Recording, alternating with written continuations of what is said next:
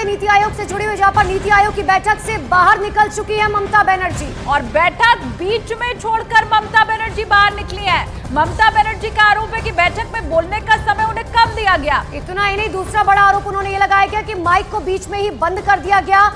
India गठबंधन में विपक्ष के चेहरे के तौर पर केवल ममता बनर्जी नीति आयोग की बैठक में पहुंची थी और जब वो बाहर निकली, क्योंकि बैठक चल रही थी और इसी दौरान बीच में जो है वो बाहर निकल गई। जब मीडिया ने सवाल किया तो उन्होंने बताया कि देखिए, पहला ये कि उन्हें बोलने का समय नहीं दिया गया और दूसरा ये कि जब वो बोल रही थी तभी उनका बीच में माइक बंद कर दिया गया। उनका ये कहना रहा कि बाकी मुख्यमंत्रियों को तो 10 से 20 मिनट का समय दिया गया, मुझे 5 मिनट ही बोलने के लिए दिया गया और मैं बोल ही रही थी कि बीच में ही मेरे माइक को भी बंद कर दिया गया। तो बैठक बीच में छोड़कर बाहर निकली ममता बनर्जी और पत्रकारों के साथ बातचीत में ये बड़ा आरोप नीति आयोग की बैठक को लेकर उन्होंने लगा दिया है। बैठक अब भी जारी है, ममता बनर्जी बाहर हैं, बैठक में अभी भी चर्चा की जा रही है। ममता बनर्जी बाहर आकर आरोप लगा रही हैं।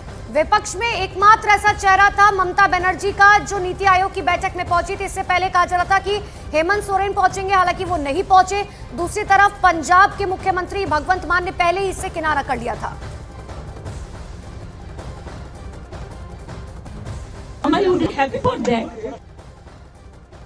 More scope to your party. You go everything.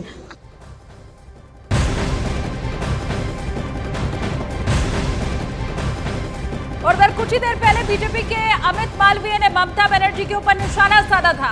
Social media expert tweet करते हुए उन्होंने लिखा, बंगाल की सीएम ममता बनर्जी फंड को लेकर शिकायत करें। उससे पहले कुछ तथ्यों पर भी गौर करना जरूरी है। उन्होंने लिखा, लेफ्ट की विनाशकारी शासन में बंगाल में उद्यमों का पलायन हुआ है और टीएमसी ने बंगाल की अर्थव्यवस्था को अंधेरे में ढकेल दिया। उन्होंने ममता सरकार पर निशाना साधते हुए कहा, टीएमसी की अवैध वसूली से बंगाल की अर्थव्यवस्था चौपट हो गई है। तो बड़ी खबर आपको बता रहे हैं, अमित मालवीय का ये ट्वीट जिसमें उन्होंने ममता बनर्जी के ऊपर निशाना साधा है, वो ये साफ साफ कह रहे हैं कि बंगाल की जो अर्थव्यवस्था चौपट हुई है उसमें पूरा हाथ ममता बनर्जी का ही है। वो शिकायत कर रही है उतना तो ठीक है, लेकिन उसके पहले जिस तरह से उद्योगों का पलायन पश्चिम बंगाल में हुआ है और उसमें टीएमसी शासन का और ममता बनर्जी का हाथ है, जरा उसके ऊपर भी उन्हें गौर कर लेना चाहिए। ये लंबा चौड़ा ट्वीट आपको दिखा रहे हैं जो अमित मालवीय की तरफ से किया गया, जिसमें उन्होंने जो है पुरानी बातों का जिक्र किया। सीधे लिए चलते हैं नीति आयोग का, जहां पर ये बैठक चल रही है, वहीं से मेरे सहयोगी नीरज लगातार मेरे साथ बने हुए। नीरज, विपक्ष के चेहरे के तौर पर अगर देखा जाए तो ममता बनर्जी केवल एकमात्र नेता थी वहां पर, लेकिन उनकी तरफ से जो दोनों आरोप लगाए गए वो बेहद संगीन आरोप है।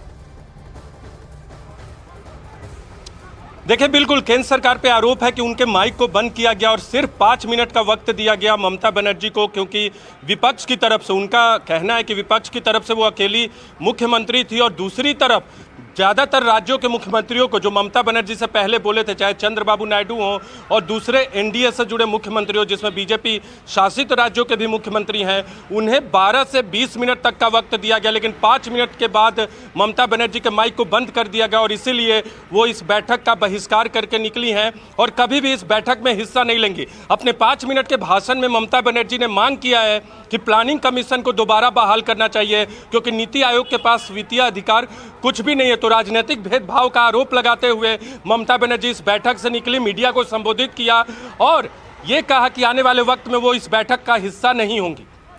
नीरज, अगर बोलने के लिए कम समय दिया गया वो बात तो एक तरफ है, लेकिन इंडिया गठबंधन से अकेले मैं वहां पर पहुंची थी, अगर इस तर्क के साथ वो कह रही हैं कि उन्हें समय ज्यादा दिया जाना चाहिए था, तो भाई जितना समय पश्चिम बंगाल का या ममता बनर्जी का होगा, कोई दूसरा नेता आए या ना आए, उन्हें तो उतना ही समय मिलेगा।